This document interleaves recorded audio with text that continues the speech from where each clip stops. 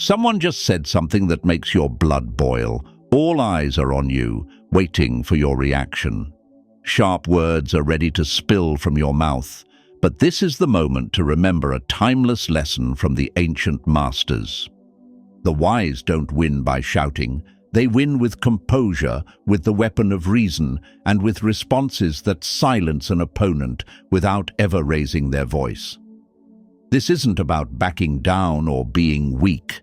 It's about holding the truest form of strength, the power to control your own reaction. I'm not here to teach you how to argue or cut someone down.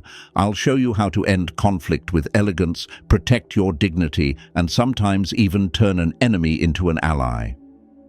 Marcus Aurelius once said the best answer to anger is intentional silence. Today, I'll share 5 clever responses the Stoics have used for over 2,000 years. The third one is especially powerful because it transforms an attack into a self-exposure, making the aggressor realize they've revealed more about themselves than about you. Stick around, hit that subscribe button, and let's get wiser together. Response number 1. I see your point. Help me understand your reasoning. The most powerful weapon against aggression isn't a sharp sword or cutting words, it's genuine curiosity. When someone attacks your ideas or character, instead of rushing into defense or counterattack, you respond with sincere interest in their perspective. This completely disarms them because they've prepared mentally for a battle, not a conversation. I remember a tense team meeting from a few years ago. We were discussing a project proposal that I had spent weeks researching and developing. In the middle of my presentation, a colleague suddenly interrupted and declared, "You're completely out of touch with reality on this proposal. It's clear you don't understand anything about the current market." My blood immediately boiled. I could feel my face heating up, and my first natural reaction was to defend my work, to list all the research I'd done, all the experts I'd consulted. But instead, I took a deep breath and said, "I see your point, David. Can you help me understand your reasoning? Which specific aspects seem unrealistic to you?" The room suddenly went quiet. All eyes turned to David, waiting for his answer. And then something interesting happened. He started stumbling. Generally speaking." He fumbled around looking for specific reasons and couldn't find any. Eventually, he admitted that he hadn't read through the entire proposal carefully and was just reacting based on gut feeling. This response has power because it forces them to shift from emotional reaction to logical explanation. Most people who attack with words can't actually defend their position when pressed for specific details. They can throw around vague accusations like unrealistic, naive, or uninformed. But when you ask them to explain specifically, they often discover they don't have anything substantial to say. This is exactly what Socrates, whom the Stoic philosophers deeply admired, had mastered. He said, "The only true wisdom is knowing you know nothing." This response embodies that humility. You acknowledge that perhaps you've missed something and genuinely want to learn, but at the same time it also gently exposes the lack of knowledge in others without being aggressive. What's brilliant about this method is that it transforms you from a target into the person leading the conversation. Instead of being pushed into a defensive position, you've taken control by asking questions. Now they have to prove their point instead of you having to defend yours. The psychology behind this is fascinating. When people make attacking statements, they're often operating from emotion rather than logic.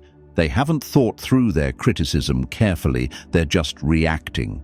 By asking for their reasoning, you're forcing them to engage their rational mind, and often they realize their attack was unfounded. Use this response when someone makes vague accusations or criticism. It's extremely important that your tone be genuine. You're not being sarcastic at all. You truly want to understand. If your tone sounds challenging or condescending, this method will backfire. Instead, speak with the genuine curiosity of someone who wants to learn. This method is particularly effective with people who love to criticize but hate having to explain themselves, those who throw out quick judgments without solid foundation. It's also powerful in group settings because everyone witnesses the person either provide substantive reasoning or reveal that they were just being difficult. The beauty is that you maintain your dignity while giving them an opportunity to either contribute meaningfully or expose their own lack of substance. You're not attacking them back, you're simply asking them to support their attack with facts. But sometimes, after you ask them to explain, you discover that they actually do have a valid point. They might present compelling reasons and legitimate concerns. That's exactly when our second response becomes essential. Response number 2. You're absolutely right, and here's what I'm going to do about it. Sometimes the fastest way to win is to surrender strategically. When someone points out a legitimate flaw or mistake, instead of making excuses or getting defensive, you immediately acknowledge it and announce your plan to fix it. This removes all their ammunition and transforms the entire dynamic of the conversation. This happened to me during a client meeting that I'll never forget. We had been working with this particular client for about 6 months, and they had noticed a pattern they weren't happy with. Right in front of the entire team, the client said, "Your team has missed the deadline again. This is becoming a serious pattern, and frankly, it's affecting our confidence in your ability to deliver." I could feel the tension in the room. My team was looking at me, probably expecting me to explain all the valid reasons why we'd been delayed. The scope changes, the technical challenges, the resource constraints. And honestly, we did have legitimate reasons, but instead of going down that path, I looked directly at the client and said, "You're absolutely right, and here's what I'm going to do about it. I'm implementing a new project tracking system this week that will give us better visibility into potential delays. I'll also be sending you weekly progress updates every Friday, so you'll never be surprised again. And for this current project, I'm personally taking ownership to ensure we deliver by the revised deadline we'll set today." The change in the room was immediate. The client's defensive posture relaxed. Instead of continuing to attack our reliability, they started asking constructive questions about the new system. We spent the rest of the meeting collaborating on solutions rather than defending past mistakes. This response works because people who criticize want to see one of two things. Either they want you to squirm and make excuses, which proves they were right to doubt you, or they want to see you take the problem seriously and fix it. When you choose the second option immediately, you turn criticism into cooperation. The psychological power here is profound. Most people expect defensiveness when they point out problems. They're prepared for a fight, for explanations, for blame shifting. When instead you own the issue completely and present immediate action steps, you demonstrate the kind of leadership and maturity that actually builds respect rather than destroys it. Epictetus taught us, don't explain your philosophy, embody it. Taking immediate responsibility embodies wisdom and strength better than any defense ever could. It shows that you're more interested in solving problems than in protecting your ego. But here's the crucial caveat. Only use this response when the criticism is actually valid. If someone is making unfair accusations or attacking you for things beyond your control, this response would be inappropriate. The power comes specifically from your willingness to accept reality and act on it immediately when you genuinely are at fault. What makes this so disarming is that it removes the critic's entire reason for being upset. They brought up the problem because they wanted it fixed. When you immediately commit to fixing it, they get exactly what they wanted. There's nothing left to fight about. This response turns critics into collaborators almost instantly. Instead of being adversaries arguing about whether a problem exists, you become partners working together to solve it. The person who was criticizing you often becomes your biggest supporter because you've shown that you listen and take action.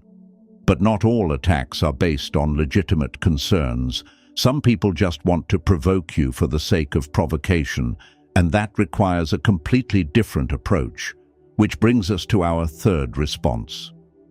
Response number 3. That's an interesting perspective. What made you think of it? The most elegant way to silence someone is to let them reveal themselves. When someone makes a provocative or insulting comment, you respond with calm curiosity about their motivation.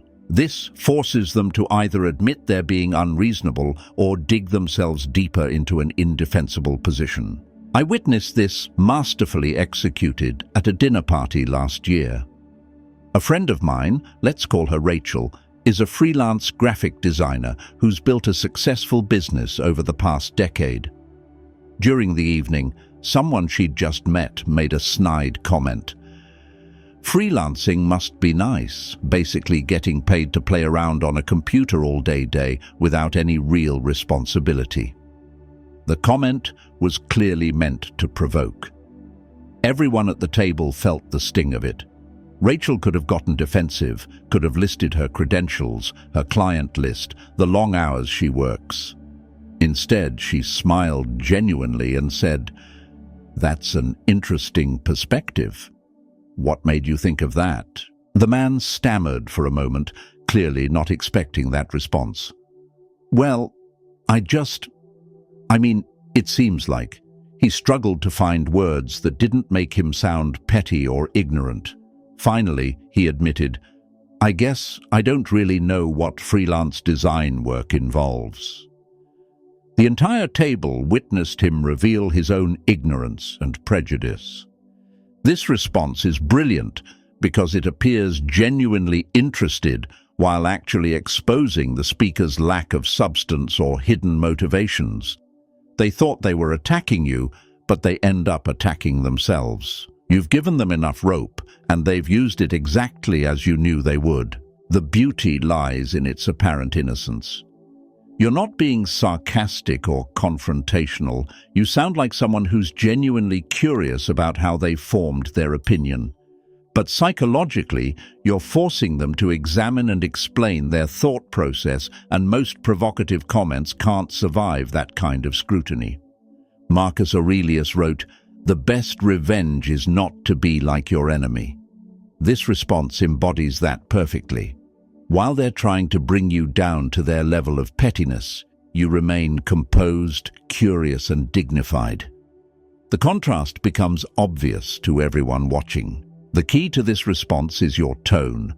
You must sound genuinely curious, not sarcastic. Let their words, not your attitude, do the work of exposing them.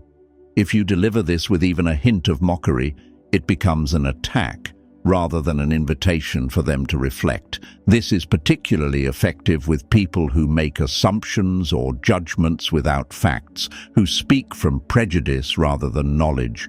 It's also powerful because it works in any setting, professional environments, social gatherings, even family dinners where someone makes an inappropriate comment. What happens next is usually one of two things. Either they realize they've been unfair and apologize, or they double down and make themselves look even worse. Either way, you win without fighting. The person making the provocative comment usually hasn't thought through why they said what they said. They're operating from emotion, assumption, or some unexamined bias. When you ask them to trace their reasoning, they often discover they don't have any real basis for their attack. Sometimes, though, you'll encounter someone who won't be deterred by logic, curiosity, or even their own obvious lack of reasoning. They're determined to be difficult regardless of how gracefully you respond. That's when you need our fourth response. Response number 4. I appreciate you sharing that with me. Nothing disarms hostility quite like unexpected gratitude. When faced with insults, complaints, or harsh criticism, you respond with sincere appreciation for their honesty. This completely changes the dynamic from confrontation to conversation, often leaving the other person confused about whether they should continue being aggressive. This approach saved what could have been a nightmare situation with my neighbor about 2 years ago.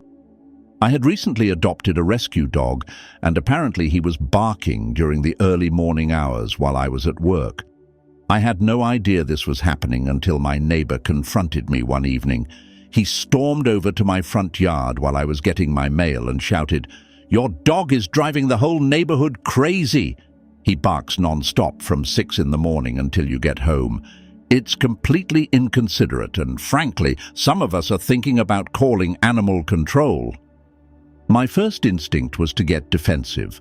I wanted to explain that I'd just adopted the dog, that I was working on the problem, that he could have approached me more civilly. But instead, I took a breath and said, "I really appreciate you sharing that with me. I had no idea this was happening, and I'm genuinely glad you felt comfortable enough to tell me directly rather than just letting the frustration build up." The change in his demeanor was immediate and dramatic. His shoulders relaxed, his voice softened, and suddenly we weren't adversaries anymore. We were two neighbors trying to solve a problem together. He started offering suggestions about dog training, told me about his own experiences with pets, and even recommended a local trainer who had helped his sister. What started as an angry confrontation ended with us exchanging phone numbers so he could text me if the barking happened again.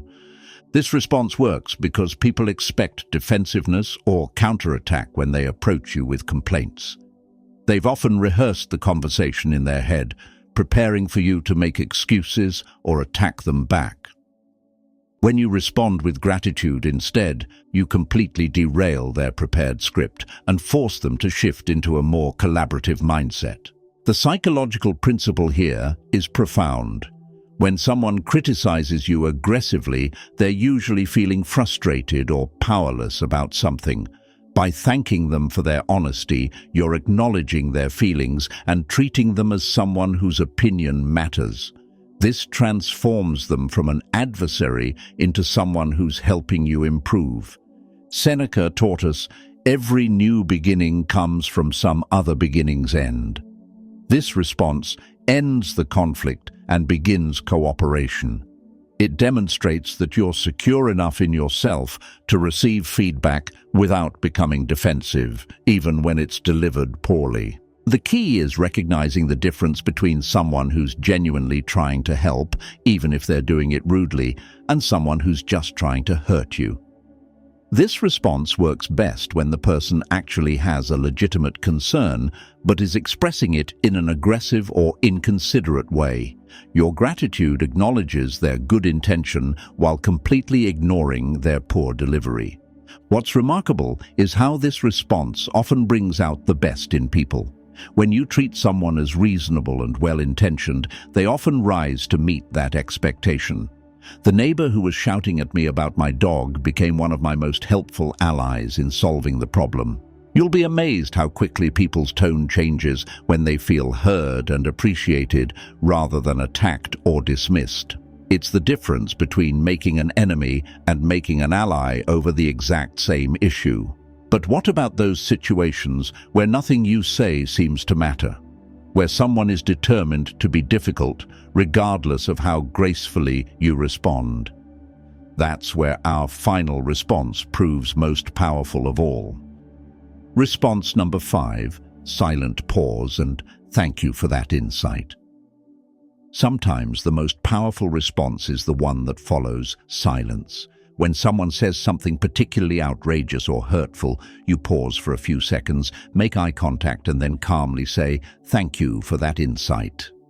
The pause does most of the work. It forces everyone to really hear what was just said, while your gracious response highlights the stark contrast between their behavior and yours. I'll never forget when this response saved my reputation during a business presentation about 3 years ago.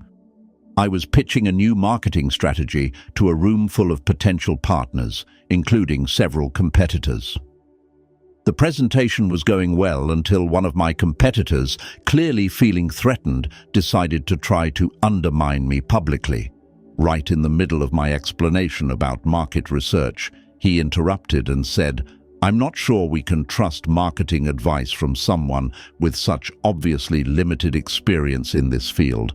Maybe we should hear from someone who actually knows what they're talking about." The room went dead silent. Everyone could feel the inappropriate aggression of his comment. I felt the familiar surge of anger and the urge to defend my credentials, to list my achievements, to point out his own failures. Instead, I stopped talking, looked directly at him for what felt like an eternity but was probably only 3 seconds, and then said calmly, "Thank you for that insight." The silence that followed was deafening. His attack hung in the air like a bad smell that everyone could suddenly detect. People started shifting uncomfortably in their seats. A few actually looked embarrassed for him. I didn't need to defend myself. His own words, highlighted by my response and that strategic pause, showed everyone exactly what kind of person he was. The rest of the presentation went smoothly, and afterward several people approached me privately to apologize for his behavior and to express how impressed they were with how I handled it. The contract we were competing for. We got it, partly because the committee felt he had shown poor judgment and unprofessional behavior. The pause is absolutely crucial to this technique. It creates space for their words to hang in the air where everyone can examine them. During those few seconds of silence, people have time to process what was actually said and recognize how inappropriate it was. Without the pause, your response might seem automatic or sarcastic. With it, you demonstrate complete emotional control. Your calm response should sound genuinely appreciative, not sarcastic. The goal isn't to mock them, but to show such grace under pressure that their attack becomes obviously petty by comparison. You're taking the high road so visibly that everyone can see the difference between your character and theirs. Epictetus said, "It's not what happens to you, but how you react to it that matters." This response demonstrates complete mastery over your emotional reactions. While they're letting their worst impulses control them, you're showing the kind of self-discipline that true strength requires. This response is particularly powerful in group settings where others can witness the contrast between your composure and their aggression. It works because it makes their behavior the focus rather than the content of their attack. People stop thinking about whether their criticism was valid and start thinking about why they chose to express it so inappropriately. The person who attacked you is often left feeling foolish because they realize everyone saw their true character. They prepared for you to get angry, to fight back, to justify their aggression.